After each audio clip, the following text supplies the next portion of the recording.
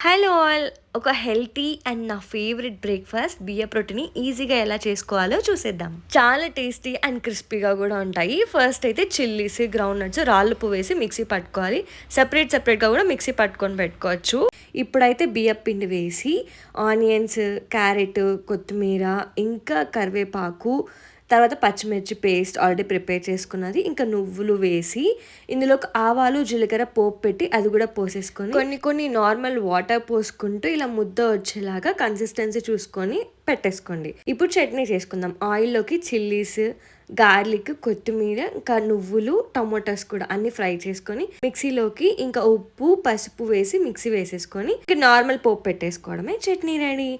Already prepare చేసిన పిండిని కొంచెం కొంచెం తీసుకొని ఇలాగ రొట్టెని తట్టుకోవాలి. రాని వాళ్ళు ఏం చేయలేరు. పెనం మీద కాల్చుకొని చట్నీ వేసుకొని తినేయడమే. అంతే, ఇంత సింపుల్ బియ్యపు రొట్టె చేసుకోవడం.